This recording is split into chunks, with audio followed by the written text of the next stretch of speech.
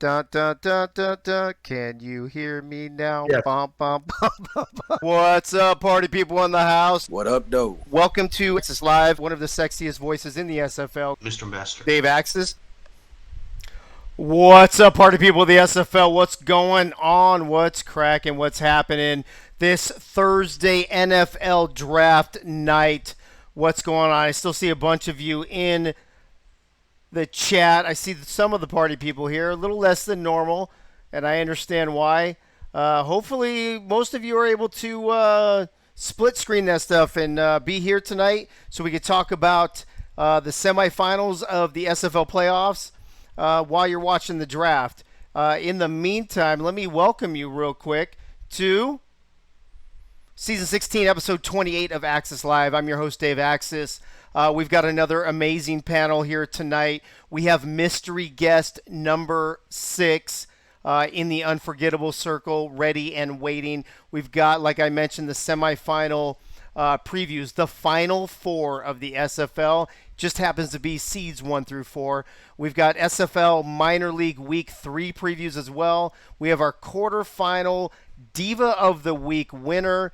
Gunny's here as always, the wisest man in the SFL with his pearls of wisdom. We're going to have SFLm Week 3 and semifinal pick'ems from our panel and Diva of the Week winner. And then if we got anything going on, depending on what is going on, we can do some Access After Dark. Maybe we'll talk some NFL draft.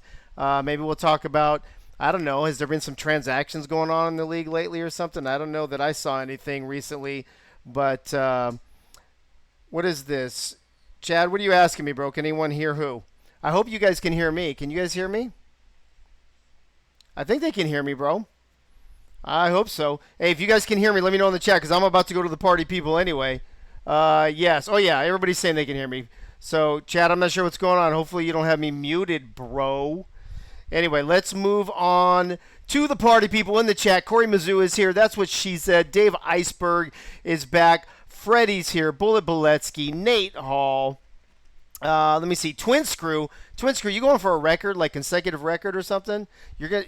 Twin Screw is trying to be the Cal Ripken Jr. of the Access Live show, I think.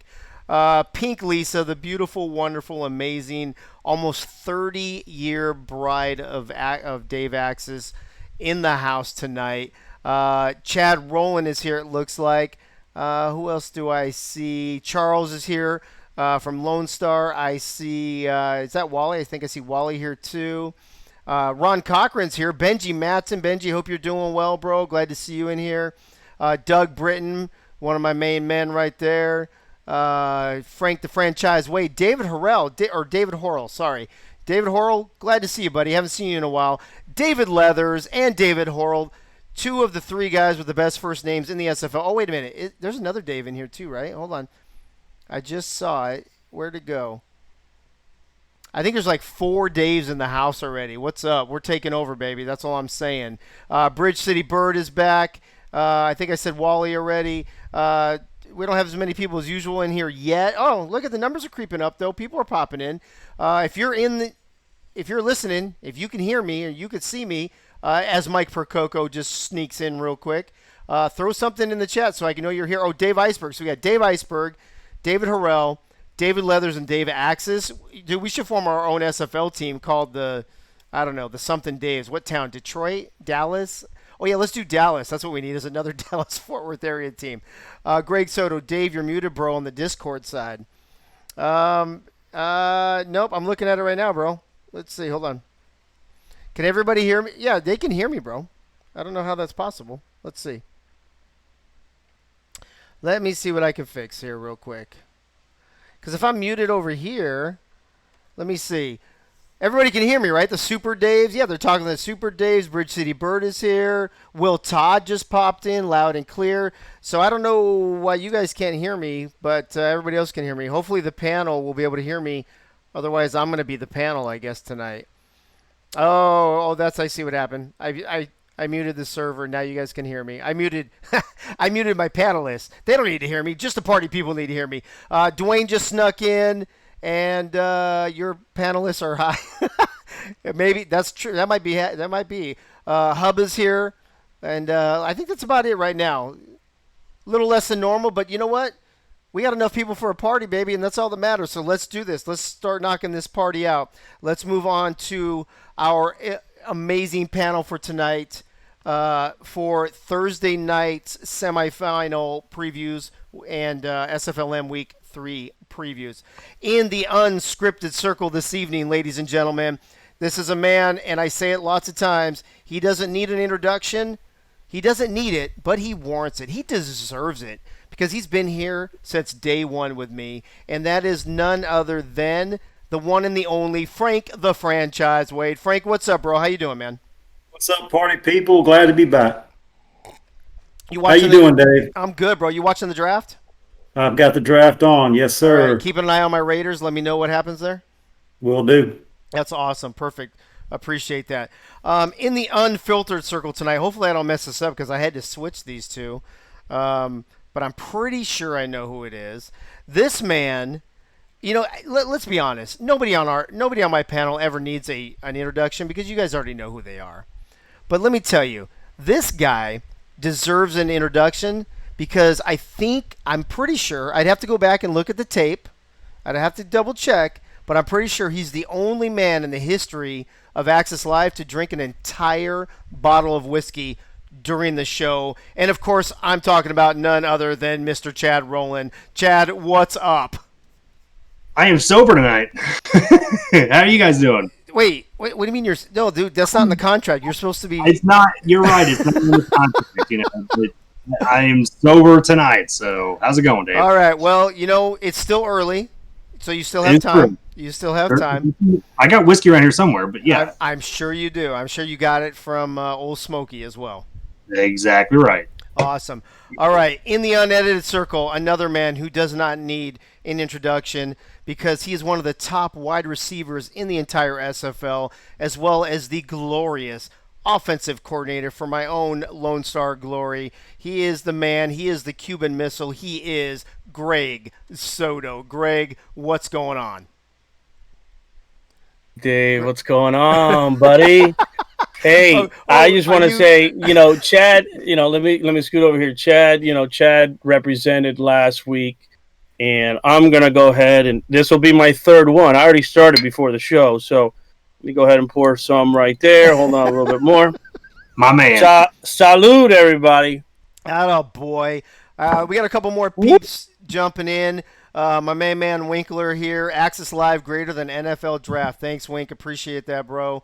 Let me see. Who else? Somebody else. Oh, Ethan Kai's here. Axel Raven, been my backup graphic man along with Frank lately. Appreciate you, Axel. Appreciate you being in the chat as well, supporting the show as well as doing the graphics once in a while.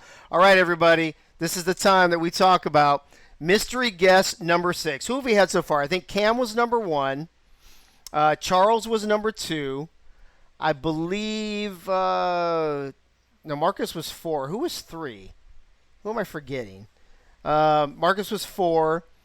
Coach was on Tuesday, number 5. Forgetting Cam. What's that?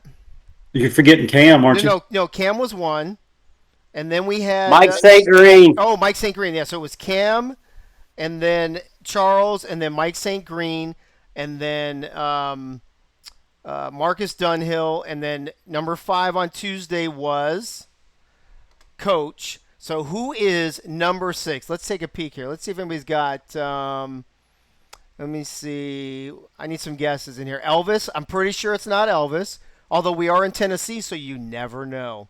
He could still be alive. BDK, Rastelli, Slyn Shady. There's some guesses for Slyn Shady. Looks like Mike St. Green just jumped in, by the way. Johnny Depp. I don't think it's Johnny Depp. Is it Coach again? I don't know. Maybe. Are we throwing you off since we messed up the intro the other day? Ethan says my guess. Shady would be dope. Andrew Rastelli gets another guess. All right. I'm going to give you, let me see. I'll give you one hint. One hint. Oh, somebody said Cam. Somebody said Tom Rahman, Tyler Falk. Mighty saying it's not him. Mighty, are you just teasing everybody? Is it really you? Are you just trying to throw everybody off, or what's going on, bro? All right, I'm going to give one hint and one hint only, and the first person to say it, I'm going to send them an Access Live koozie. Axel Raven said Jacob from the Fleet, the Fleet owner. Somebody said Wally, Twin Screw. All right, here's your one hint. You guys ready for this? If you don't get it on this, I don't know what to tell you because it's pretty obvious. But here it is. No, and somebody said Vegas. Somebody said Jeremy Vegas. Somebody said Harish. Here's your one and only hint. The first person to say it in the chat, the first person to type it in the chat is I will send you an Access Live After Dark koozie. Ready? Here's your hint. You love him or you hate him. Let's see. Mighty says, nope, not Winkler. Who is it? Let's see. Oh, there it is. Dane Train 821. Got it, Johnny. Absolutely, everybody. The former quarterback, all-pro quarterback, rookie of the year, all-star quarterback. I pretty much, in just his couple first seasons, there's pretty much nothing he hasn't done. The hottest free agent on the market in this offseason. It is Mr. J2K Johnny Pickler. Johnny, what's up? Welcome to the show, bro. How you been? Not bad, boys. I'm here. Glad to be here with all the cool kids, man. But I will say I'm pretty disappointed. I think you lied to me. The only reason you got me on the show is because you promised that Chad was going to be just as fucked up as he was last week. What, bro, we got like an hour and a half to go still. But congrats. I appreciate Greg, for stepping up for the boys. I'm right here with you, Greg. I'm gonna down a few.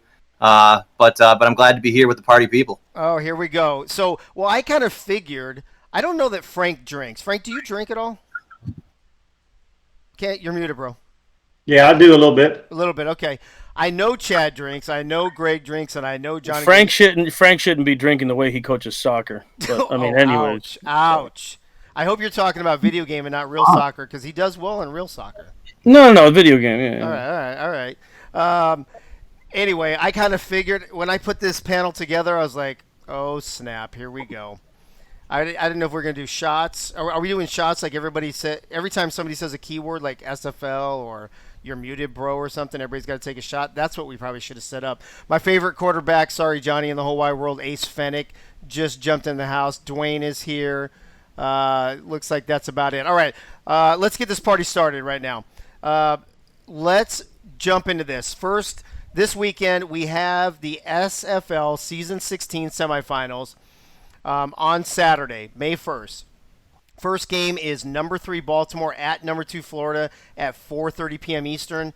Second game, number 4 Vancouver at number 1 Denver at 6:45. It's basically been, it's the top 4 teams.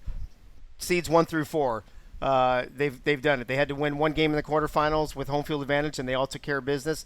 Now it's time for a couple of them to go on the road and see if they can take care of business there. Real quick, though, before we get into the SFL stuff, we are flipping the script tonight, ladies and gentlemen. We are going to throw you for a loop. Normally, we do SFL games first, but you can see Frank I think Frank, works part-time for Southwest. We are going to flip the script tonight, and we are going to do minor league games first. Then we're going to break down the SFL's Final Four. So, on Friday night, we're doing Friday Night Lights first, baby. Birmingham at Salt Lake, Tacoma at Albuquerque, Madison at San Jose, and Lexington at Ottawa. All kick off tomorrow night. SFL Minor League, I think this is the best season. We talked about it on Tuesday night with Cam on After Dark a little bit. Each season, the SFL Minor League has been getting better, and this has by far been the best minor league season. Kicking things off, we actually got to start with Chad first because I believe, Frank, don't you do something for Birmingham or Salt Lake City or something? I help out with Salt Lake City. You help out with Salt Lake City? Twin Screw does it all, but I help him. Gotcha. Well, dude, Twin Screw's like a machine, man. He is a machine. Master Chief. He comes on. He went on Netma last night, told everybody to get their act together. I mean, now he's on my show like 6 times in a row. It's crazy. He's everywhere. So we're going to start with Chad. Chad, Birmingham at Salt Lake City. I know you're really into the minor league this year as you're running one of the teams, Lexington. Birmingham, I think to everybody's surprise, the reigning champs starting off 0-2, traveling on the road again this week. Are they going to go 0-3, or is Salt Lake City not going to protect home field advantage? I mean, it just depends. I mean, Salt Lake has been playing, they played pretty good football last week. And, they won it, I believe, by 7 against Ottawa, if I remember correctly, Frank. And, with Birmingham, I mean, it just depends. I mean, the offense has been kind of struggling a little bit. But that's, Bryce Hardway is new into the league. They have pretty much all new players. Losing their tight end, which, I mean, he didn't have much value anyway, but losing their tight end, doesn't help much. But with Wiseman and Tanner running the show over there in Birmingham, they're a team that's always dangerous no matter what. But when you look on Salt Lake side, you obviously have Tommy Utah, the gun, right? Tommy Gun, Utah. Tommy the gun. Three TDs and 4 picks. You want to see him kind of take that interceptions down a little bit. I mean, granted, I know it's 2 games, but completing 61% of your passes, which is second or actually third worst in the SFLm. You got to get those numbers up. But like I said, I mean, they scored 30 points. They played a good game last week, and with the team that they have, I mean, I could see them easily defending home field advantage. Yeah, so Ethan Kai corrected me. I think it must have been, is it season 2 that Birmingham won the title? I'm trying to Albuquerque is defending champion. Albuquerque, right. Okay. Yeah. So Birmingham, but still, Birmingham, Madison won, I think, season 1, Birmingham season 2, and Albuquerque season 3. But Birmingham, just 1 year removed from a championship. I understand it's different players, but I believe it's a lot of the same coaches, a lot of the same front office, so they should be able to handle things better than they have been. What does Birmingham need to do in the last 20 seconds here before we move on, Chad, to actually beat Salt Lake City on the road? I mean, I don't remember exactly what Birmingham gave up last week, but they gave up 25 against us in week 1. That defense has got to be locked down, But the other thing is just finding a good flow for Bryce Hardaway. That I think that's the key to me. If they can, Bryce has also thrown, I think, 4 picks in 2 games. Limiting those turnovers, I think that's going to be the key for Birmingham to get back on top. Well, I'm pulling it up right now. I want to take a quick peek because you know what? I'm actually intrigued as well before we move on to Frank for his game. Last week, let's see here. Birmingham last week, they lost 25-0 to you in week 1. Yep. And last week they lost 17-10 to Tacoma. So they're improving. They're getting there. Yeah. I mean, 10 points in 2 games. I mean, you got to get the offense up. I mean, you're seeing all these high-powered offenses in the SFLm getting big numbers. And Birmingham's just – but like I said, granted, they have pretty much a whole entire new offense. So you got to get that cohesiveness down first. Once you get that, then you'll start seeing some points and they'll start winning some games. Absolutely. Well, Jack, here's what Jack's data has to say about this. The over-under on this game is only 34.5. It's the lowest for Friday night, for tomorrow night. But check this out, Chad. Salt Lake City favored by 10.5, bro. What's the largest spread? 10.5. Not a lot of faith in Birmingham by Jack's data, and they have Salt Lake City with a 65% chance to beat Birmingham on Friday night. And in the Who You Got SFL Nation, we also are taking Salt Lake City 81-31. So Birmingham getting no love from Jack's data, from Chad Rowland, or from SFL Nation in the Who You Got. Moving on to Game 2. Frank, before we get to Game 2, I just want to – Will Todd just subbed – what did he do? Oh, a Tier 1 sub. He gifted 5 of them, it looks like. Will Todd, thank you for that, bro. Appreciate that. I'm sure others do as well. Frank, Tacoma at Albuquerque. Albuquerque, Ethan Kai, the reigning champs. Starting, picking up where they left off, 2-0 this season. But Tacoma looked pretty good. So how do you see this game breaking down? Tacoma is 1-1. Albuquerque 2-0. They're traveling to Albuquerque. The Grizzlies average 10 points a game, but they give up 25 points a game. 398 yards passing in 2 games. It's almost 200 yards per game. 241 yards rushing over 2 games. But they have trouble scoring. They have no passing TDs, only 2 rushing TDs. Brad Jones, the running back, has 48 carries for 244 yards. He's a beast. 5.1 yards per carry. It's Johnny Reno is the quarterback in this team. He's 35 of 62. He has a low completion percentage of 56.45. His QBR 42.3. That is one of the lowest of the league, and a league leading of getting sacked 7 times. The guy on defense for Tacoma, Axel Raven, this guy's a stud. He's all over the place. Yeah, Leads the team with tackles with 16. I think he's even got a couple of pass breakups, some tackles for losses, and things like that. The Adams, the man that stands out to me for the Adams is Nate Ritters. He has 14 receptions, 2 touchdowns.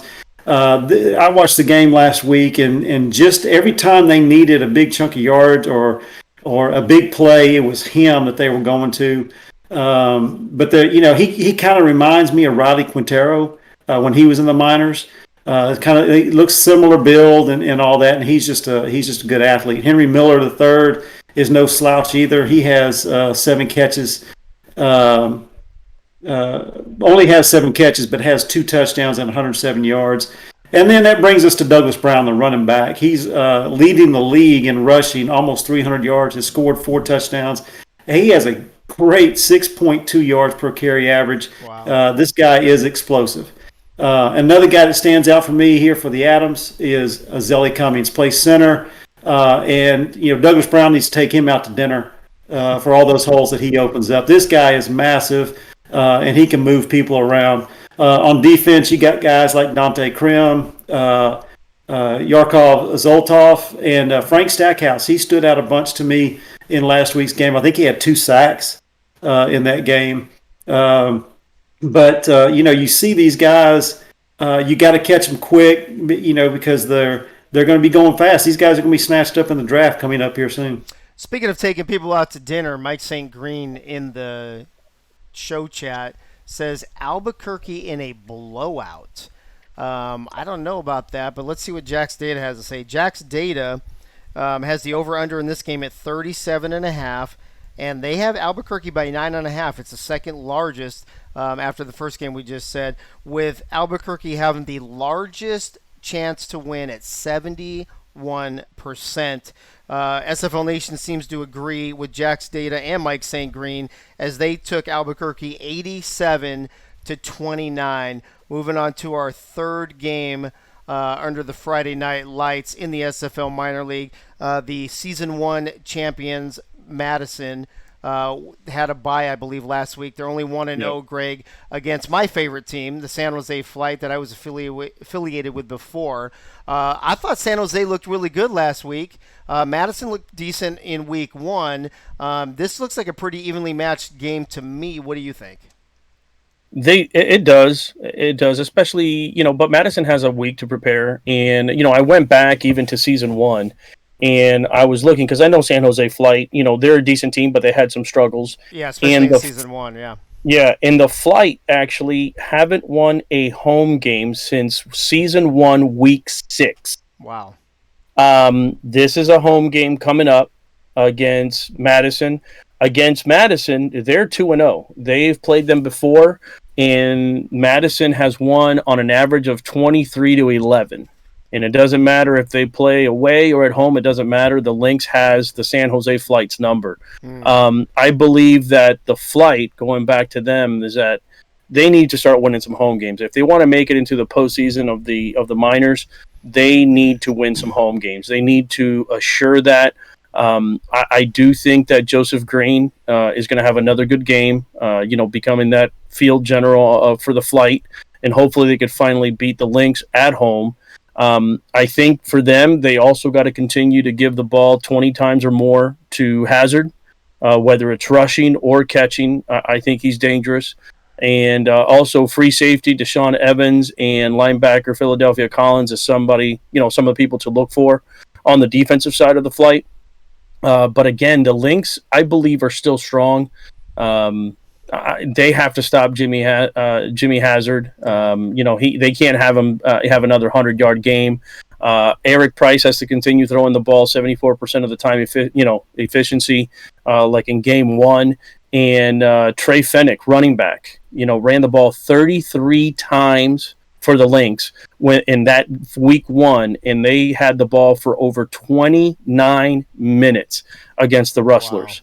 Wow. If the Flight want to win at home, they have to stop Fennick, and they have to create some kind of turnovers that Deshaun Evans, I know he can do, to be able to beat Madison. But it's going to be a tough task. They have never beaten the Lynx before. I know it's only been 2 games, but this will be the 3rd matchup. The Flight getting a lot of love in the show chat, it looks like. Mike St. Green saying, because of roster turnover every season, I don't think past records or outcomes matter as much in the SFL minor league. I would partly agree with you, Mike St. Green, but I would say also, number one, there are some players that go back for a second season to their team. And also with the coaching staffs and front offices staying the same, I think that kind of, kind of factors in as well, on how you run your team, how you run your offense, how you run your defense, that kind of thing. People in the show chat loving San Jose, it looks like. Let's see what Jack's Data. Jack's Data actually is loving San Jose too. They gave him favored by 3.5, Greg, at home against Madison with an over-under of 36.5, the second lowest of the weekend, and the lowest percentage chance to win, though, at only 58%. Yeah. Everybody loves it. Everybody tries to root for an underachiever to hopefully overachieve at some point. Is that why Miami Azul was so popular before they won this season? So anyway. Wow. Well, here you go. There you go. Hey, there you go. Salud. That was for Frank the Franchise Wayne right there, baby. Here's the thing, though. So Jack's Data likes the Flight. However, SFL Nation 65-55, so 10-point lead for Madison so far in the Who You Got as of this afternoon. Going into the last game, Johnny, SFL Minor League, Lexington, Chad's team with a great win in week 1, not so great last week. Ottawa was the surprise to me. We hammered it home. Like, Ottawa has the advantage. They didn't have to play week 1. They get to scout everybody. Nobody's scouting them, and they still come out and lose the game anyway. So this game, for me, to be honest with you, is kind of up in the air. I'm not sure which way to go. Which way are you going? I'm gonna go Lexington, and we'll dive in there. I mean, first off, Dave, you know that I frankly don't give a shit about any of these scabs down in the minor leagues. So shame on you for making me do this, but I know it's part of the segment. But no. In all reality, I gotta mute myself. Oh no, it's all good. You can stay unmuted. It makes me feel like I'm. So anyway, the point is, I do when it comes to the minor leagues, I love watching players. I do. I like seeing the next crop of talent come up, and I do like. And another thing I pay attention to is like the coaches, and because I think that while of course minor league and coaches are, I'm sure, trying to win games in the minor leagues, a lot of them are tied to coaching trees up in the pros, and I think a lot of it. Time for experimentation, and specifically on the side of Ottawa, with Vasquez as the head coach of Ottawa, San Diego obviously saw their fair share of struggles this year. So I think it might be, a little bit of experimentation. And I think that he has more San Diego on his mind than he does, needing to get victories for Ottawa. I think so. So that's one thing I think about in this game, looking at like the future crop of talent. I mean, you can't watch this game and not think about Bailey O'Shaughnessy, the running back over there. Yeah. Running back over there for Lexington. I mean, he's a beast. He's probably going to be, a first round pick. If there was running back positions open, I would say, a top 5, top 10 pick. But I haven't dissected the needs of teams. But I mean, he definitely has the talent for it, and this team kind of flows right through him. The quarterback matchup, I like the quarterback matchup looking at it. Me, I'm all about QBR and efficiency. And you got Josh Rowe, young QB, first-year minor league guy, over there in Lexington. And then you got Scar Patterson, who's a second-year guy over there in Ottawa. And so I really think if Ottawa, is going to rebound from that, Salt Lake loss and come out here and win this game, it's going to be dependent purely on the play of Scar Patterson. I mean, they threw the ball a lot last week. I think it was like 52 times, and he was efficient, like 2 touchdowns and 1 interception. I think Josh Stiles got most of the, the benefits of the receptions there. But they're going to be tested, by Josh Rowe, and by, Isabella Blackwell, kind of both in the secondary over there for Lexington. And, I'm leaning Lexington in this one, and And even just looking off, they did take a loss last week, but that was against the defending minor league champs in Albuquerque, and they won the week before that against Birmingham, a team who's in that same championship game. So I think that Lexington's trending upwards, and I think Ottawa's more about experimentation at this point. Okay. Hey, Greg, what's going on? Before I get to Jack's data, somebody said right on Soda. What did you do something? Was I looking down and missed something, or what happened? Yeah. Hashtag scabs matter. I didn't see that. Jack's data, Johnny. Actually, Jack's data has Ottawa at home favored by 3.5, with the highest over/under of the Friday night at 44.5. Only a 59% chance of victory, though, which is the second lowest. But Johnny, I'll tell you, Hunter and Jack Walt, they don't give a shit about the minors just like I don't. So that's Jack's data for you. Well, here's the thing. So 79 to 35. SFL Nation agreeing with Johnny Pickler, taking Lexington so far on this. So Will Todd just saying hi to Johnny and Kendra. Hugo throwing beers out. There's all kinds of people popping in here. Glad to see everybody here tonight. We just wrapped up our Week 3 previews in the SFL Minor League. Hey, Gunny, are you ready to go early tonight? I know normally I don't push you out this early, but if you're ready to go, we might knock you out right here. What do you think? I'm good. I'm going to talk all the way through Frank's pick since he traded from the 10th to the 12th pick. So I'm just going to talk while he's ignored me.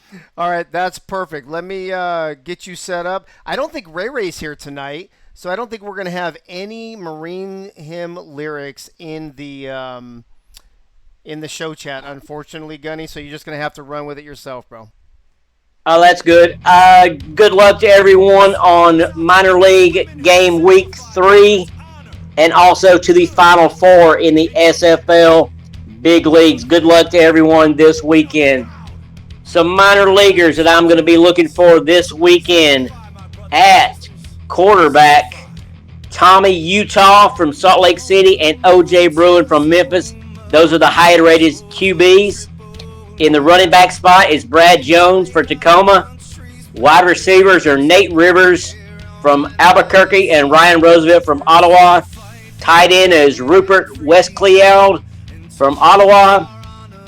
Fullback is Terrell Sutherland from Salt Lake City. And the top-rated offensive lineman is Johnny Van Man from the San Jose Flight.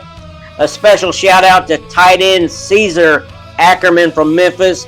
Met this young man on the Access Show just a couple of nights ago. Pleasure to meet that guy. I wish him well for the minor league season and when he gets drafted this coming fall. I would like to just give a big shout out to my teammates that have moved on. Coach Craven, Doug Day, and Hugo Reynoso, and also Cam Collier. I wish these gentlemen well. It's been a pleasure having them in the locker room the past 2 seasons. I just want to give a shout out to those guys. All the free agents and everything, enjoy the off season. It's kind of fun. I went through it my first off season.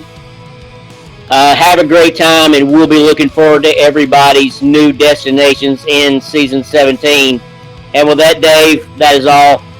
Awesome, Gunny. Thank you for that. Here. Appreciate that. I saw a couple people in the chat throwing out the beginning lyrics of the Marines hymn, and then looks like Dwayne stepped up and put the entire first chorus in there, the first verse in there with the first stanza. I don't know. I'm not a music guy. Whatever the hell you call that. Appreciate everybody doing that, stepping up, filling in for Ray tonight.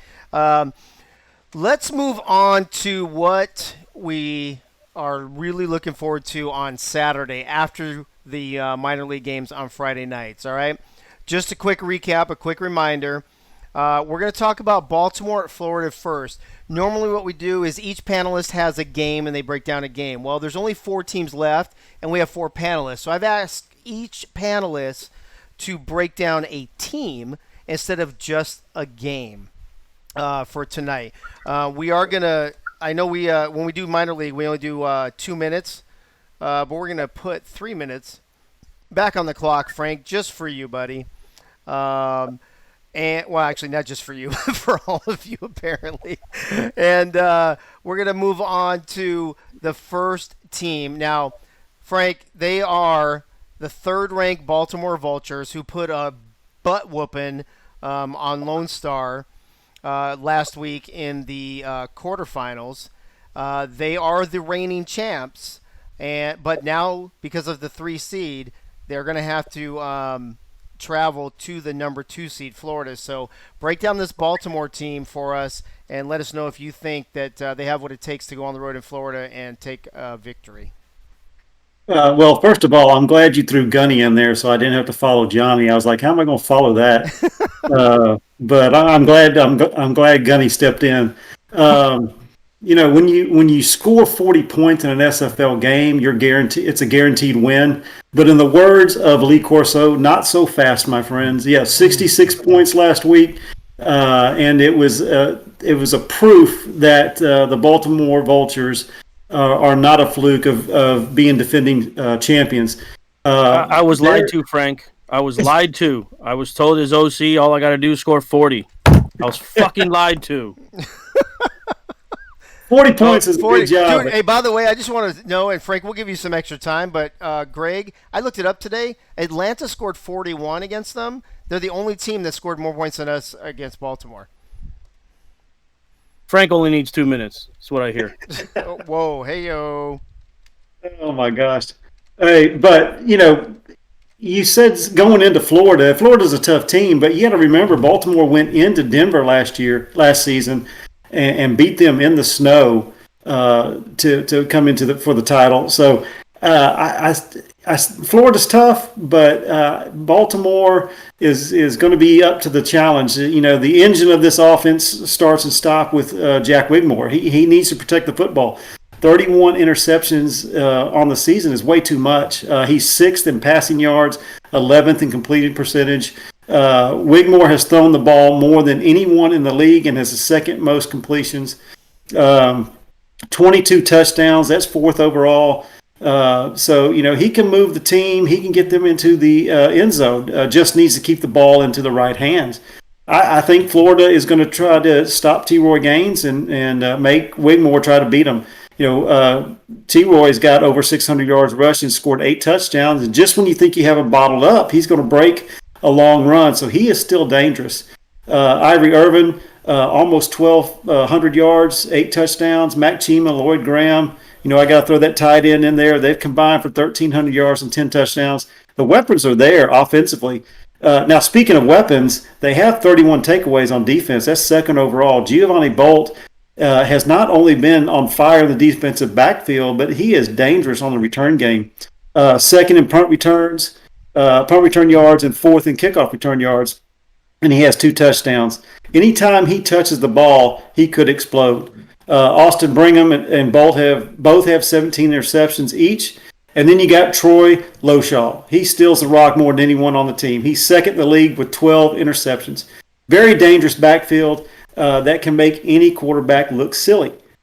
And what can you say about Alvin Mack? Came on the scene last season when Baltimore lost a linebacker, never looked back. He has looked like a seasoned veteran right away. He leads the team in tackles with 120, and that puts him 4th overall in the league. This guy deserves an all-star bid. Their defense has only allowed 5 rushing touchdowns all season. That's 2nd overall. And then Shark Tarkington is 28 for 28 and can nail it from just about anywhere. That's what she said. There's a lot of talent on this team. No, it's no wonder why they're defending champions and are primed to make it back there again this season. So, I mean, as you're looking at the graphic, Frank, you mentioned several of the things on there. The thing that stands out to me, though, and as we go to Florida next, it's interesting. Baltimore scored 30 touchdowns this season, right? 22 passing, 8 rushing. Florida is the exact same way. 22 passing and 8 rushing, which we'll get to in a minute with Chad. That's going to be interesting. But the other thing that stands out to me, +9 turnover differential is pretty good. It's about, I don't know, maybe 5th, I think, in the league, which is outstanding, that Baltimore defense when they want to. And they were second in takeaways as well. So Jack's data, here we go, ladies and gentlemen. Over under of only 47.5. So they're expecting a little bit of defense in this game. Florida at home favored by 3.5 points. And in the Who You Got, in early voting, Florida has only a 7-vote lead, 76 to 69. Going on to Florida. Let's move on to Florida, Chad. Like I mentioned just a second ago, also 30 total touchdowns, 22 passing, and 8 rushing. +3 turnover differential, which isn't terrible. You know, it's not as good as +9. But they're playing at home, 10-2. They've had a great season. And think about this. They lost week 1 to Lone Star, right? Start off 0-1. So basically they're 10-1 since week 1. How do they make sure that they defend home field? Yeah, before I get into that, I gotta show you something here. So I know that right now nobody can see Johnny, so I wanted to put a picture of Johnny. Yeah, this is what he looks like, man. When you take his hat off, he looks like Johnny Depp from Crybaby, 1990. Oh, that's money right there, bro. Attaboy. That's my boy. So, all right, man. Let's bring this in here. So, you're gonna be proud of me, Dave. I actually did my research. You know, normally sometimes I wing it, but I actually did my research. I actually reached out to the man himself. I reached out to Mighty, had a conversation, asked him, you know, what's going down with Florida. But here's the thing, okay? Florida, as we know, is a tough team. I mean, you know, they've had a top 5 defense for 9 straight seasons, man. I mean, how do you do that? You know, and it's not like he's like kept the same people. I mean, there's been different people that have come into that defense, and that defense is solid. I mean, it is tough. I mean, like you said, I mean, they went 10-1, right? Right. So, you know, and here's the thing too. I mean, you know, the last time they gave up more than 20 was, I believe, in week 6 against Sioux Falls. You know, I asked him, you know, in his mind, you know, what do you think are the keys to shutting down Baltimore after they put up 66 points last week? I mean, you know, Baltimore's offense is no slouch, right? Right. And so he comes back with me, you know, playing to our strengths and disciplined style defense that led us to be number 2 in points allowed per game. I totally believe that. Another thing, too, keeping Ron clean so he can read and deliver. That's a key to me right there. I mean, because here's the thing. Baltimore, I know because, you know, I helped build that team.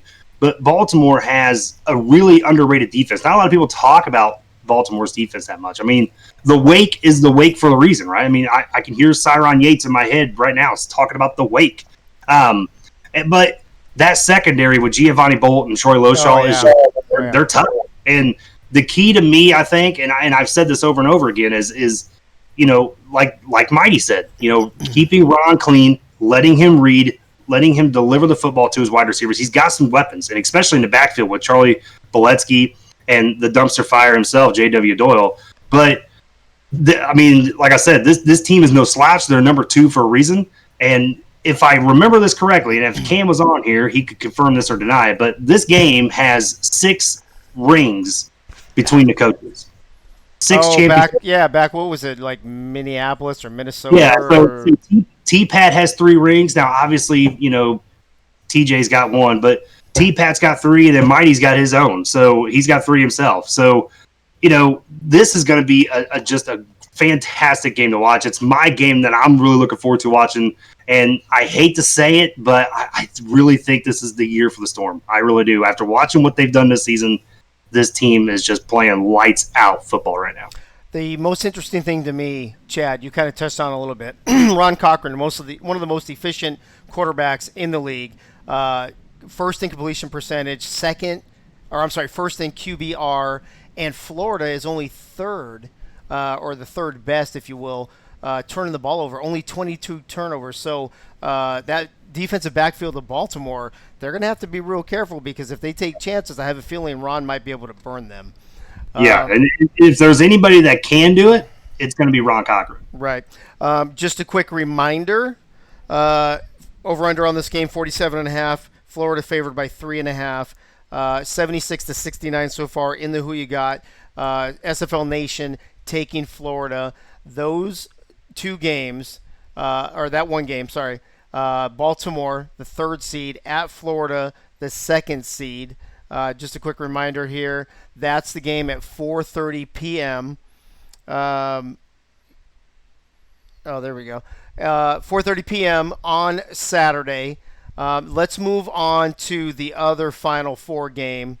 Greg, this is going to be an interesting one, too. Two of the top scoring offenses in the entire league. I can't wait to see what Jack's data came up with the over-under. Are we expecting a high-scoring affair here? Is that the deal or what? I don't know. I think both of these teams are going to – I think it's going to be a lower-scoring game than people think. I believe just looking at the stats, I looked at the season stats and I looked at the playoff stats. I mean, coming into the Final Four, I mean, we're talking about a lot of firepower, whether it's a team that has firepower on both sides of the ball or just on one side of the ball. In Vancouver, you know, it's been stated their offense is just sometimes lights out. The only problem is that going into the playoffs and in the playoffs this year, and it's only been one game, but Tom Pepper had 5 interceptions. I believe, you know, even though he's first in TD passes, that's great. I mean, the guy can sling it. Going into Denver, whether they were playing Denver, whether they're playing Baltimore, or whether they were playing Florida, it doesn't matter. I don't think you can go into a place as an away team and have your quarterback 5 interceptions. Now, hopefully that's not going to happen. I believe that if that happens, Vancouver loses, whatever the score is. I think if he throws more than 4 interceptions against Denver, it's over. It's a done deal. I don't know if they're going to lose by a lot, but I think it's pretty much done deal. It's too much firepower. The receiving core for Vancouver, I like them a lot. I think Hall and Killian are awesome.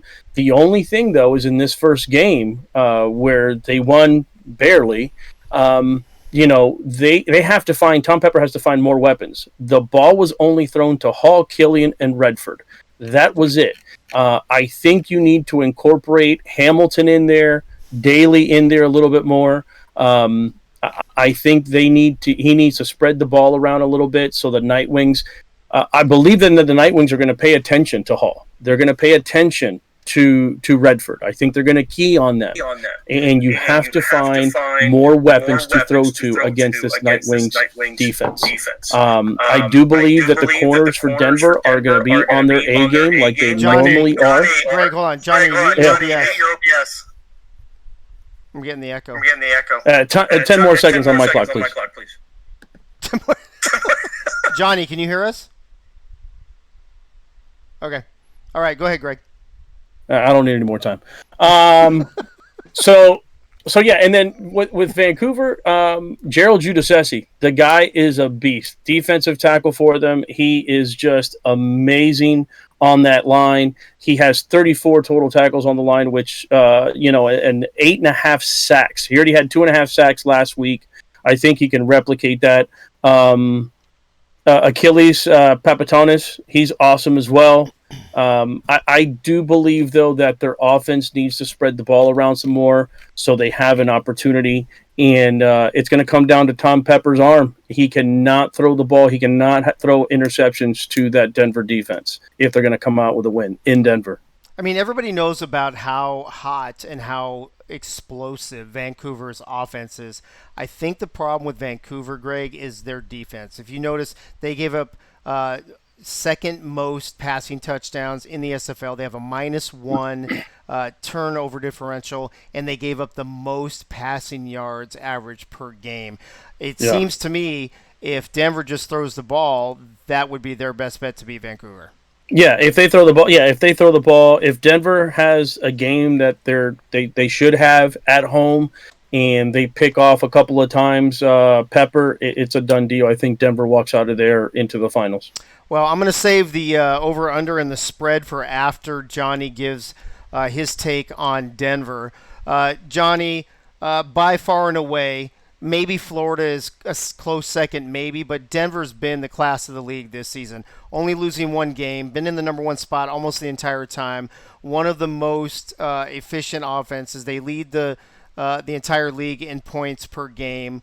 They may have a couple flaws, maybe on the defensive side, but for the most part, Denver seems like a well-oiled machine. Are they just primed to win it this year, or do you think they could mess up at home this weekend? A little bit of both. They're definitely lined up to win it all. I mean, they're the favorites of this league. 2 seasons in a row, they've looked pretty unstoppable. I mean, but in this league, you have little room for error, especially when it's a 1-loss elimination season in a playoff scenario. And Vancouver, they're formidable opponents for Denver. But yeah, I mean, the balance that Denver has, in the passing game and the rushing game is something that every single team should really strive to emulate. The way that, McChesney is such a threat on the ground and Miller is such a great leader and a great quarterback, at the helm, is a scary thing, for all opponents. You ask if they have weaknesses. They don't really have weaknesses. One thing I would point out, is that they're not a big play defense. They're not a team, surprisingly, they're at the back end of the league when it comes to turnovers and when it comes to takeaways. But, their defense just isn't on the field much, and a lot of people don't really, don't take that into consideration. They march and they march often and they dominate, games with time of possession. And they still are one of the best defenses in the league when it comes to points against and when it comes to yards against. So, they're not a big play defense, but their playmakers don't have as many, scenarios and chances to make plays. This game, they will have the chances to make plays.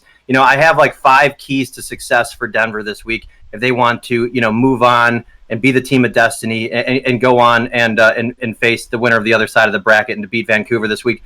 My first key to victory for Denver is to get to Pepper pressure-wise, make him uncomfortable, get to him early in the game and get to him often, and that starts with Troyer up front on the defensive line. He's been an absolute stud for Denver all year. If he can get to, Pepper has had one of the best season of his entire career. That being said, he's still prone to the interception bug, just as much as the average quarterback, if not more. The kid takes chances. He's like a Brett Favre out there, and so, get to him often pressure wise.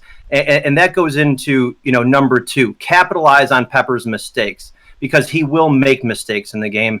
Denver needs to capitalize on those mistakes. So, the cornerbacks, the secondary, they have to be ready. The balls are going to come. He had 5 interceptions, was lucky to get away with a win last week.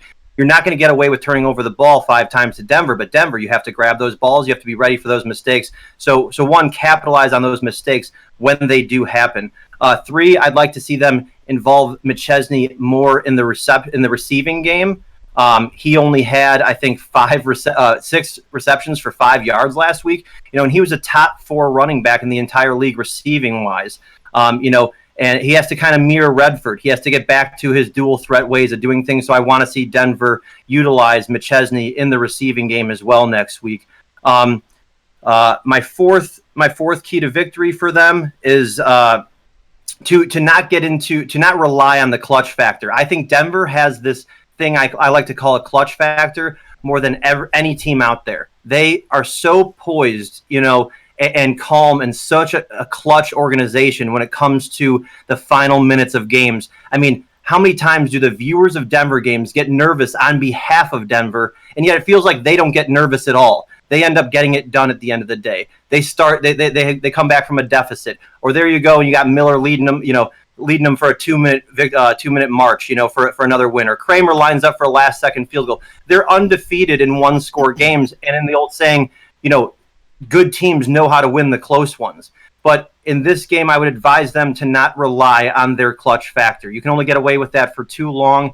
Try and get out to a lead. Your foot on the gas in this one because you don't want it to be a one-score game against a team that can strike just as fast in Vancouver. And my last point and key to victory for Denver is just to play Denver football. Limit the turnovers, but at the same time maintain aggressiveness. The defense has weaknesses in Vancouver, so maintain aggressiveness. Play Denver ball. You are the best team in the league right now. No one can beat you. Only you can beat yourselves.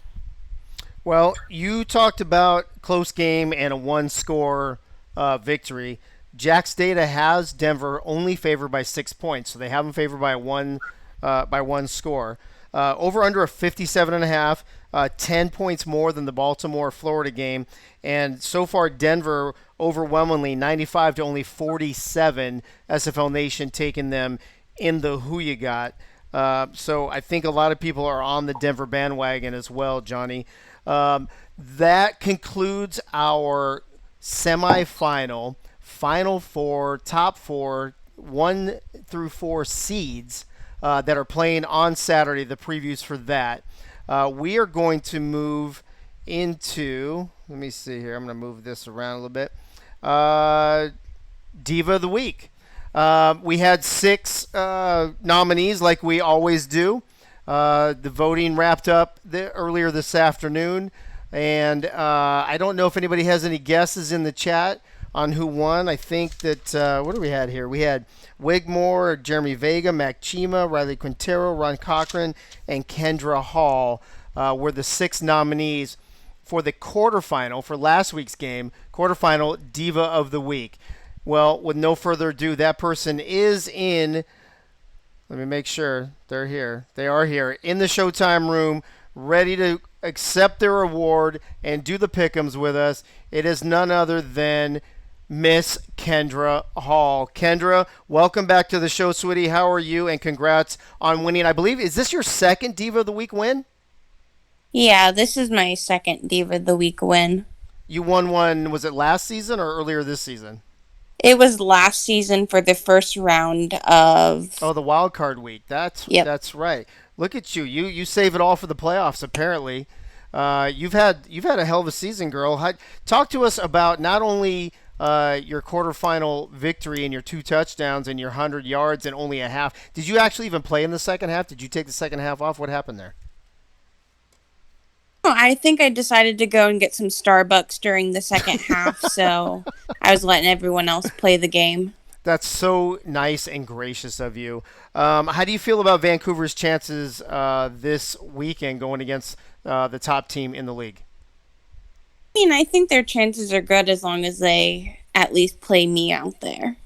Well, of course. I mean, you and Brett Killian. I mean, Pepper's got a lot of weapons to throw the ball to. So I'm going to just say congrats one more time. You going to stick around and do pick'ems with us real quick? Absolutely. All right, sounds good. Let's I want to do the minor league pick'ems first. Let's do that.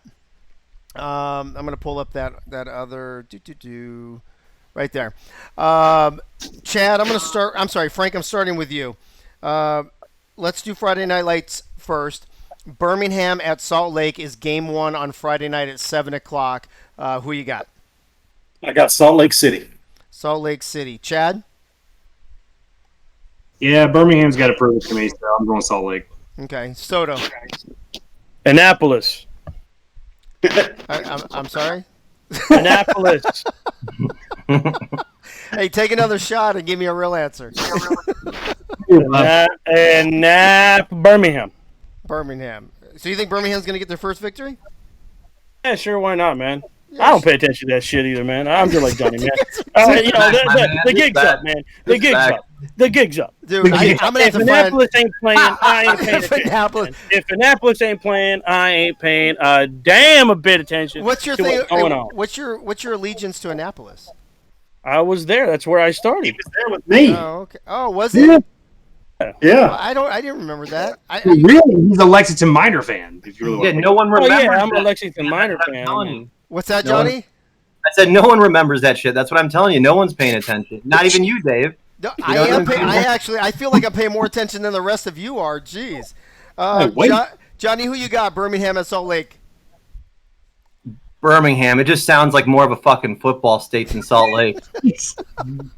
Unbelievable. Kendra, I know you follow the minor leagues. I know you played at Albuquerque. Was it Albuquerque? Where'd you play? Yeah, I was on the team for Albuquerque, but I never played the minors. Oh, you didn't actually. Okay. Who do you have in this game, Birmingham at Salt Lake City? I would have to say Salt Lake. Salt Lake, okay. Gunny, are you around still? Yes. All right. Can you bring some sense to this panel a little bit and tell me who you got in the Birmingham at Salt Lake game? Well, I really wanted to play for the Annapolis Navigators, but my second choice was the Lincoln Rattlesnakes, and the Birmingham Fuel are going to win their game. All right, there you go. Game 2 on Friday night, kicking off at 7:20, Frank. Tacoma at Albuquerque. Who you got? Tacoma can't score, so I'm going Albuquerque. Okay, Chad. Yeah, I got to go Albuquerque, man. We put 34 on them, but they got 52 on my defense. Right. So they're tough, man. I got to go Albuquerque. All right. Soto. And Napaquirky. Johnny, do I even dare ask you? Yeah, dude, I'll go Albuquerque because I see those like Adams motherfuckers. Excuse my language, man. It's the drinks. I'm sorry. Like I see those guys on Twitter, and for a minor league team, they are active on Twitter. Those Albuquerque guys. Yeah, I actually follow them on Twitter. Hashtag Adams this, Adams this, add them up and shit. So it's like, well, go ahead, man. You guys got my attention. All right, Kendra, do I even need to ask you who you got on this one? No, Albuquerque. I kind of figured. And Gunny, are you going to make it a clean sweep? I can't spell Albuquerque, so I'm going to say go Adams. All right, that sounds good too. Whatever reasoning you need, I guess, on this panel tonight. Game 3, Madison, Frank, the Season 1 champs against a San Jose team that is getting better each and every season. I'm pulling for my boy Essex Dinabola and the Madison Lynx. All right, Chad? I got to go opposite of Frank. I got to go San Jose. I think San Jose is getting some momentum, Chad. I think they're kind of turning the They corner. look pretty good. They look pretty good last week. I'm going to go San Jose. Yeah, I agree with you. Soto? And Addison. Johnny? Madison, whatever. Madison, yeah. Oh, my God. Kendra, Madison at San Jose. Madison. Madison. And Gunny, who you got here? I know we have. I'll go for San Jose in the Madison Hokies uniform. Oh, there you go. I know we have some friends over at San Jose too. So lots of people. Look at the links. Let me see. Flight, Madison. It's kind of even in there. It looks like. Mike St. Green Soto thinks you're shooting water. You're not actually drinking. What do you think about that?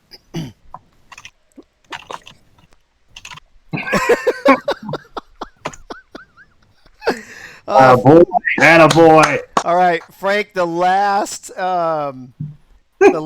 game, Friday Night Lights, 9:20 p.m. Lexington, Chad's Lexington at Ottawa, who's 0-1. Lexington. Oh my goodness, Chad. I know you're going to take Lexington, but tell me why. Ottawa's got some good players, though. I'm not going to say anything bad about it. It's gonna be a tough game. I'm obviously gonna go with us, but obviously every team is tough in the SFLm, really. So okay. Did you hear that, Johnny? Every team's tough in the SFLm. Soto, who you got in this game? John, Lexington at Ottawa. And Lexington. Jeez. Johnny, Chad's Lexington Miners at Ottawa. Who you got? We'll go Lexington. I kind of figured that. Kendra, who do you like Lexington at Ottawa? Lexington. Okay. All right, Gunny. You going to make it a clean sweep again like you did Albuquerque, or are you going to go with Ottawa? Muck the rock. Boy, Gunny. It's a good thing you said that, Gunny. For some reason, I forgot. I thought it was Cock the Rock or something like that. But Muck the Rock? All right. It's Muck the Rock.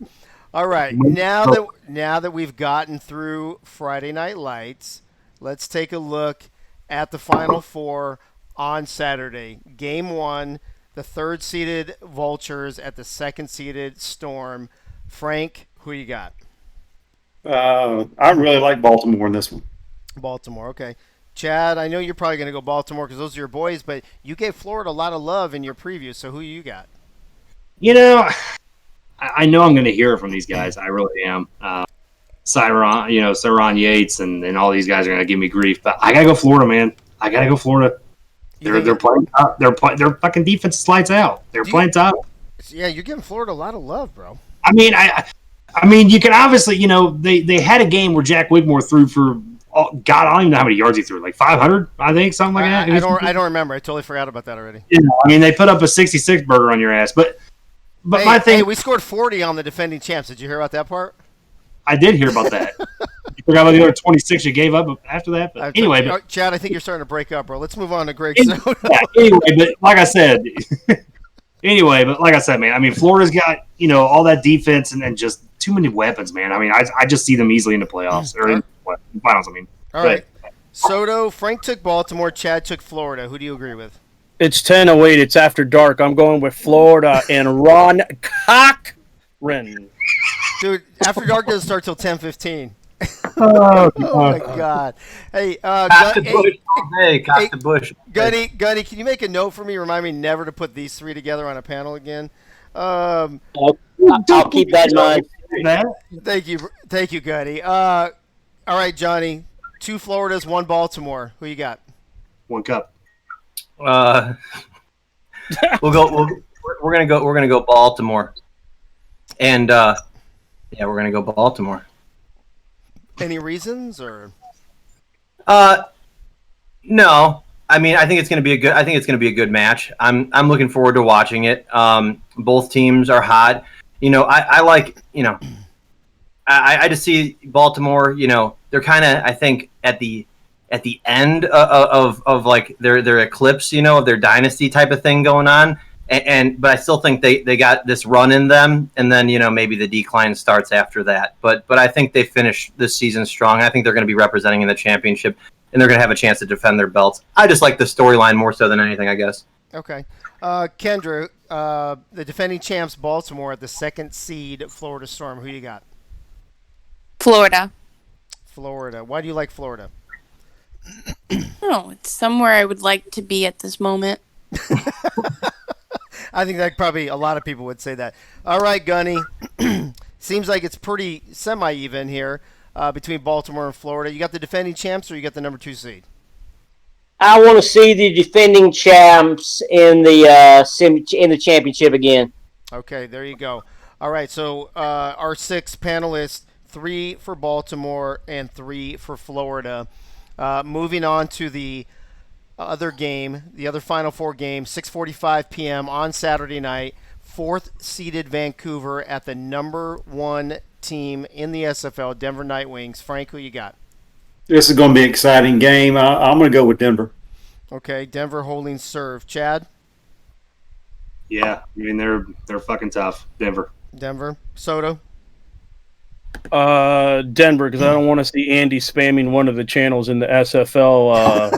Like all the plays that are going on, you barely don't even have to see the damn game anymore. You just tune into the league channel or whatever, and it's spamming the hell out of that channel on every freaking play. So, Nightwings, I don't want to see that, man. Okay. All right, Johnny, where you stand on this Vancouver at Denver semifinal? I'll go Denver because Kendra has the biggest set of cojones on all of Vancouver, and that's not going to be good enough. Okay. Kendra, I know you're going to take your team, but tell me why you think Vancouver can beat Denver.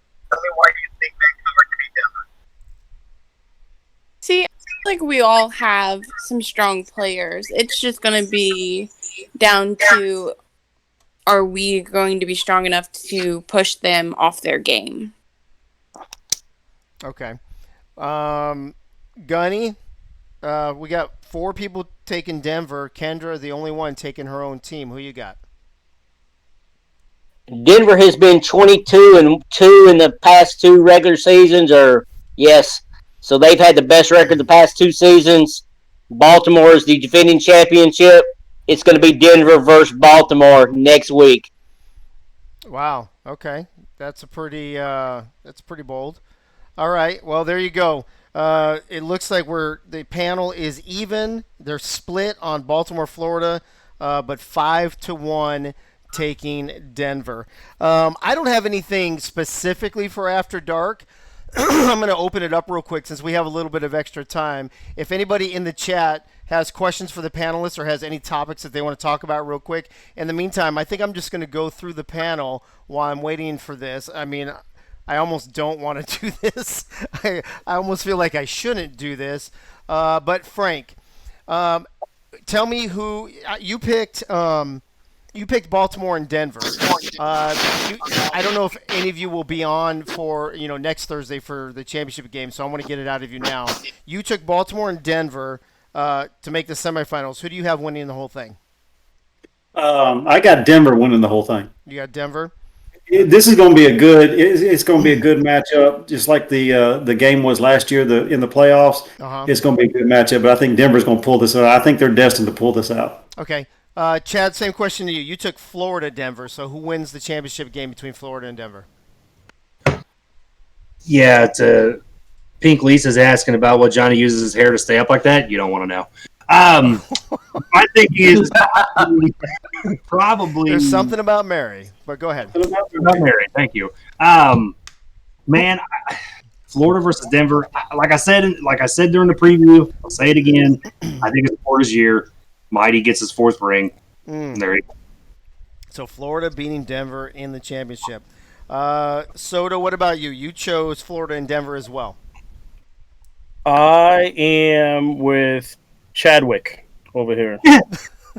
I think it is the year of the Cochrane. I think he is going to win. I'm a Florida guy. I lived there for a long time, and I think it's Florida's year as well.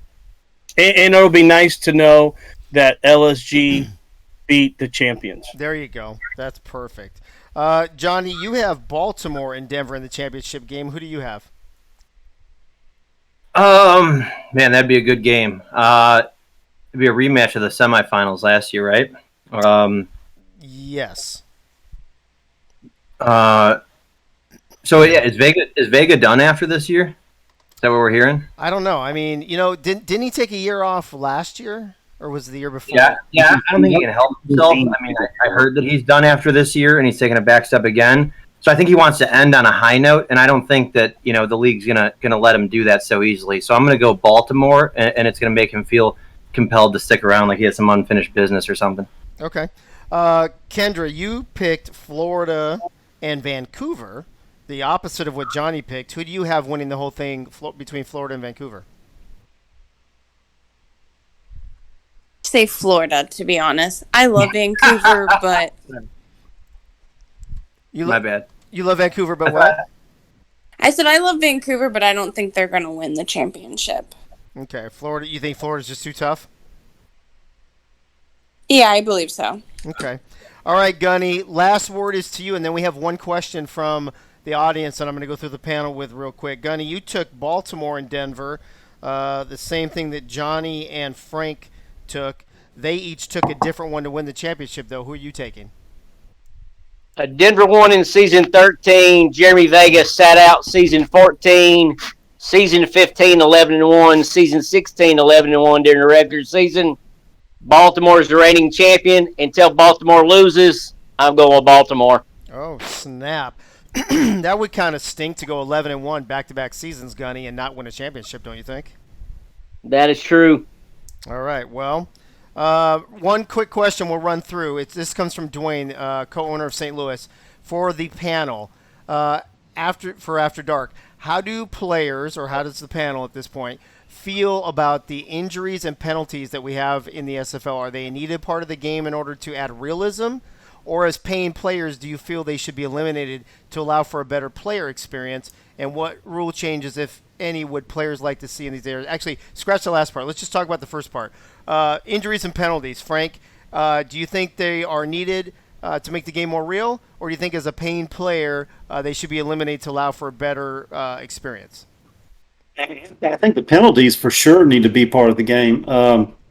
Injuries, we are paid players, paying customers, and we want to see our player on the field.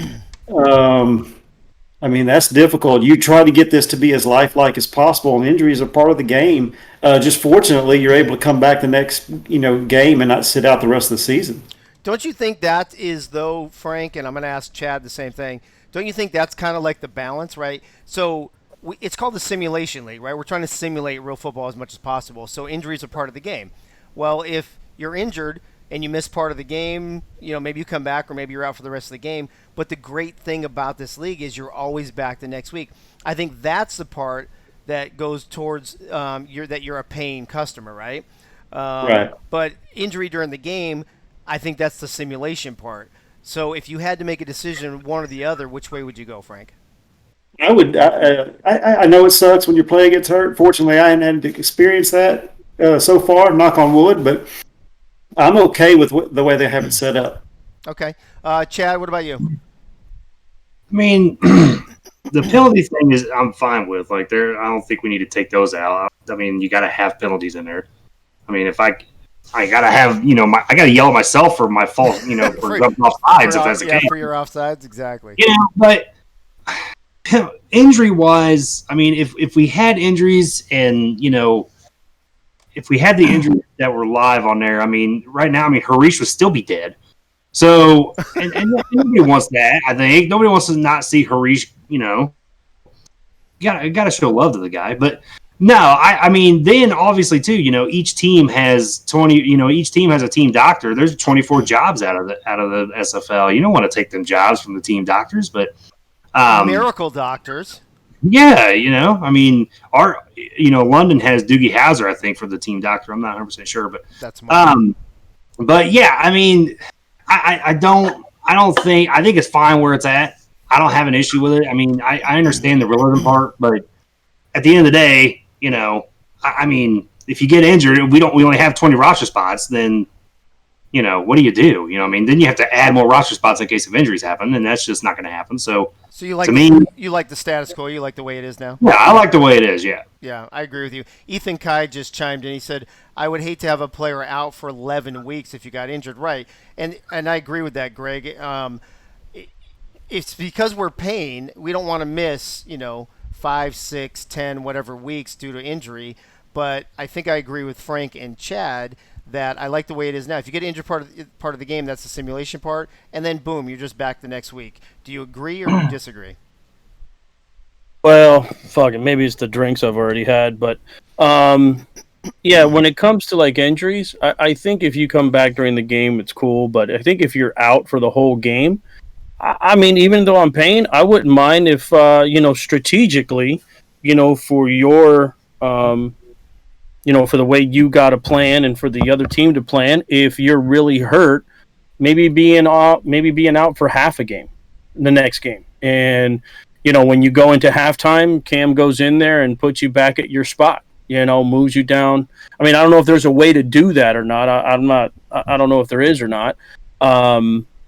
Taking you off for like half a game, I think that would bring a new strategy to game planning if you're missing for half a game.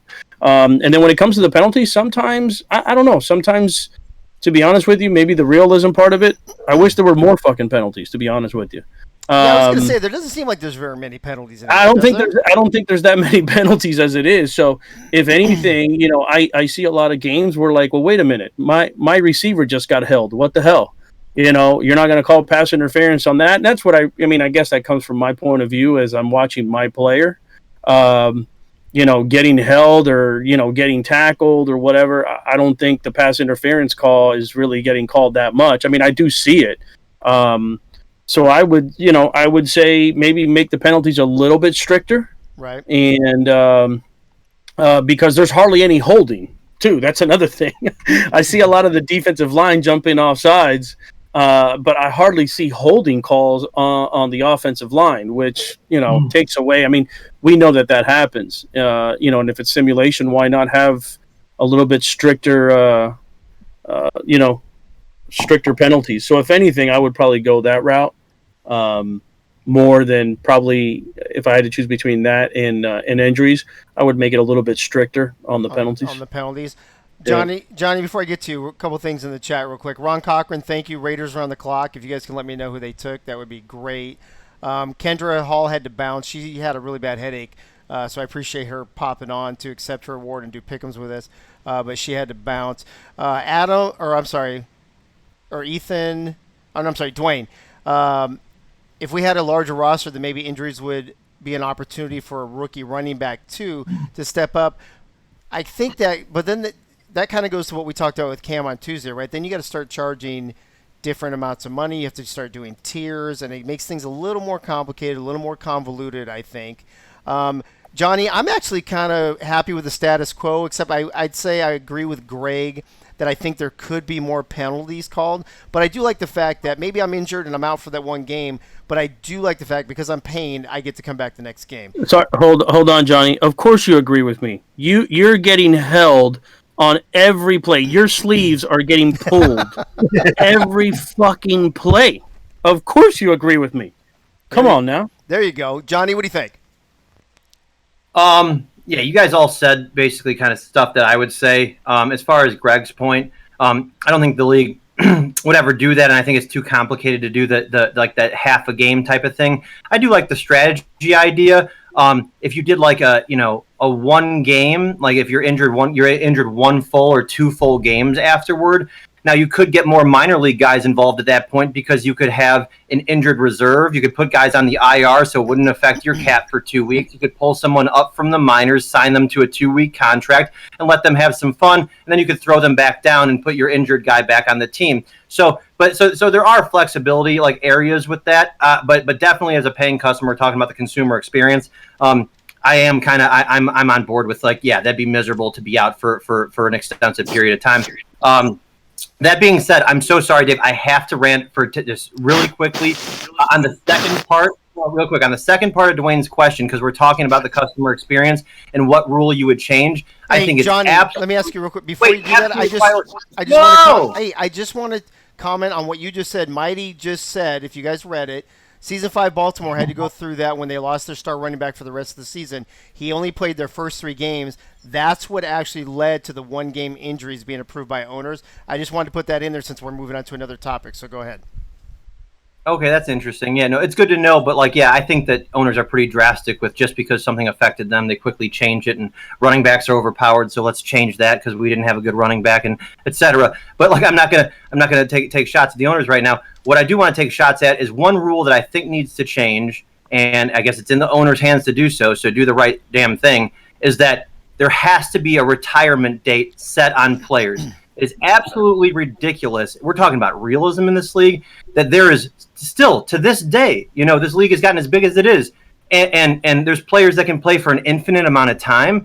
You're jeopardizing the integrity of the entire record book, because there's no way, you're talking about customer experience. If I'm a new rookie who joins this league, I want to have the dream that I can have one day, I want to lead in passing touchdowns or passing yards or this or that. And but if I know that there's a quarterback out there that's been playing for 23 seasons and is technically 63 years old on the field or something, I stand no chance at that. There should clearly be a retirement point. I don't care if it's 20 seasons. That's 10 real life years. You're not going to lose any customers by doing that. You're just going to improve the integrity of your product and of the actual record book, because the record book's meaningless if you don't have a retirement date. It truly is.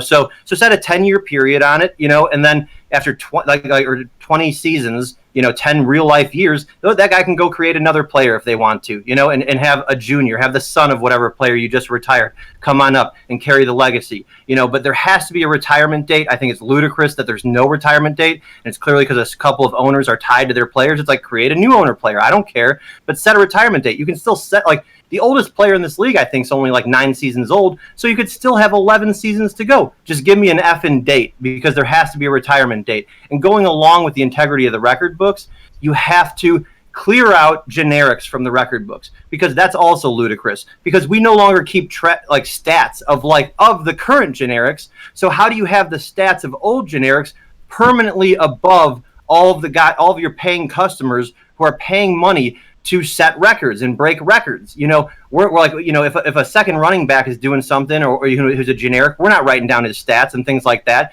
So I'm pretty upset that old generics have records. For example, the passing records, they can never be broken because it's from an old era, a time that you had the T-Pat offense that was 100% passing, and now the league has a rule where you can't even have a passing. You have to have at least a 25% rushing ratio. So how can you demand your coaches and your leagues and your teams to change your passing to running ratio, and yet you still allow a fake person, a generic, a non-paid person from another era hold a record? It's just disappointing, because no quarterback who now has to pay $84 a month or whatever it is, or year, can never achieve those records, can never break the record of a generic. So those are my two things. Fix the integrity of the record book. instead of Let me run through with these three guys real quick since you brought that up, Johnny, before we wrap up. Frank, what do you think about what Johnny just said about there need to be a certain amount of season, a limit for retirement? Well, the first thing I thought of was if the customer is willing to continue to pay, how can you reward him as far, if he's reached that limit to retire, he creates another player, and does he get a faster train to the pros, or does he stay in the minors like everybody else and have to move up and hope to get drafted? Right.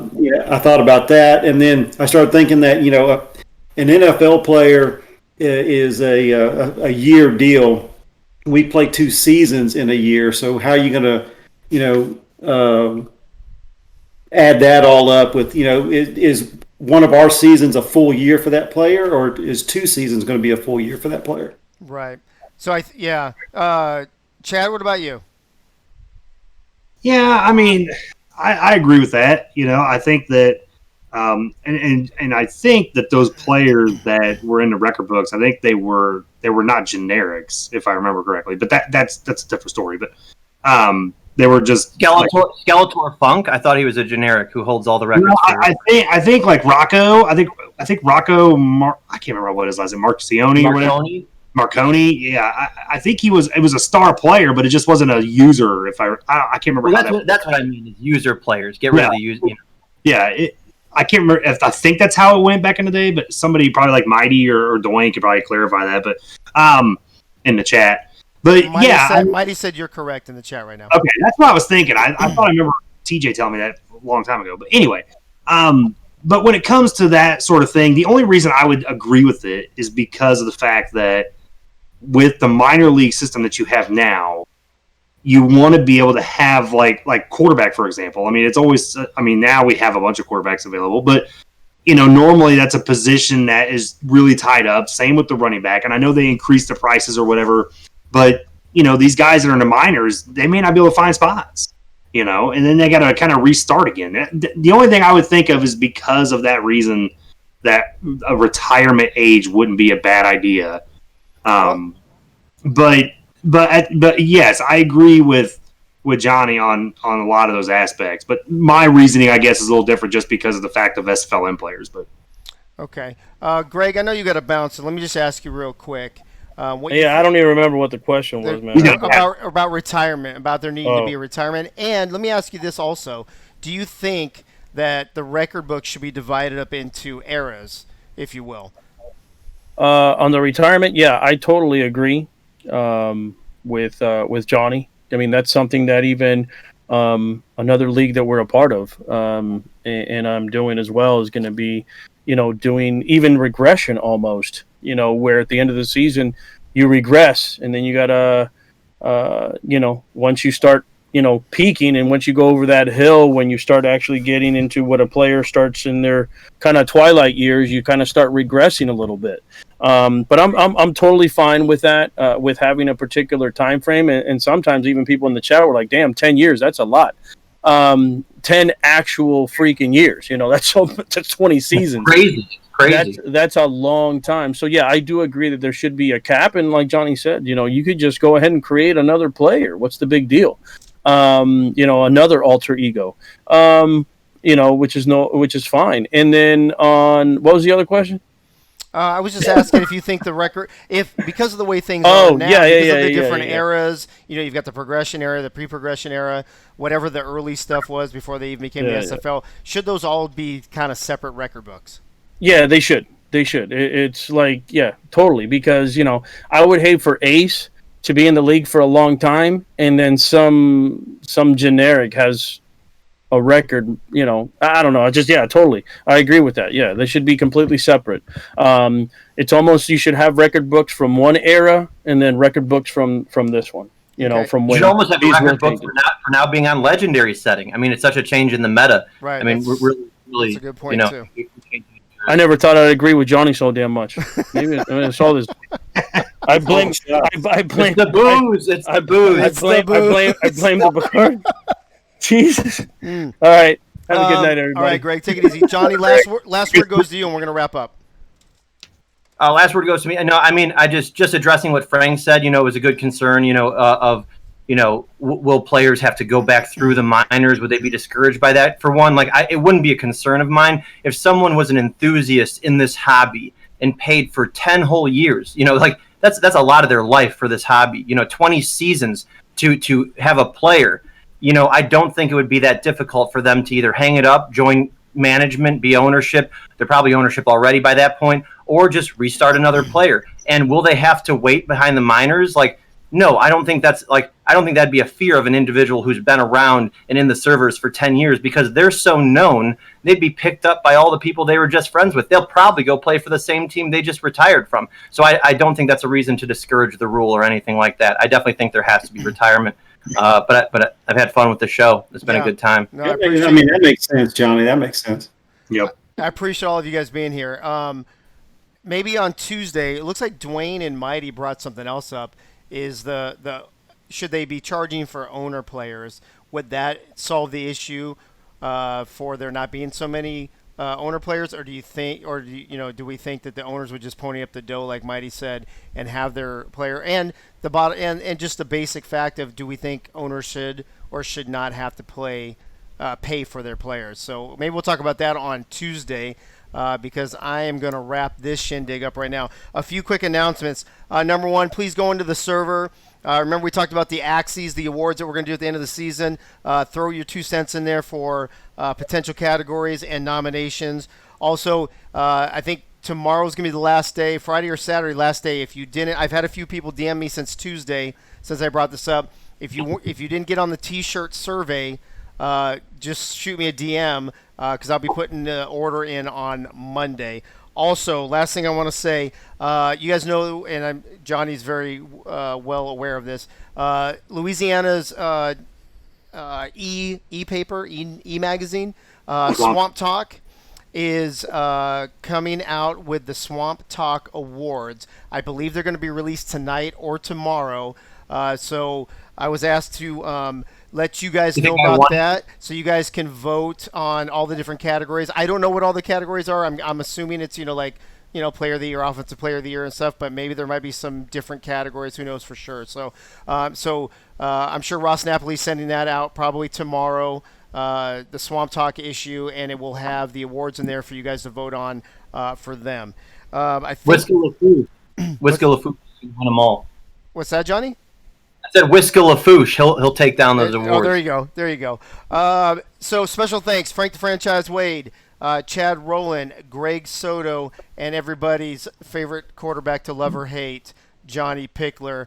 Gunny, thank you to you as always. Kendra Hall for popping on and accepting her second. I got to check and see if anybody's won 2 yet. She might be the first one. She won her second Diva of the Week award this week from the quarterfinal performance she had. So everybody have a great Friday night lights in the SFL minor league. And then on Saturday, it's Final Four time, baby. This is what we've been waiting for. The top 4 seeds about to do battle. So I'll see everybody Saturday evening when we watch those games, and then we will talk about it on Tuesday night, 9 p.m. Eastern, right here on Twitch when I see you at the Tees.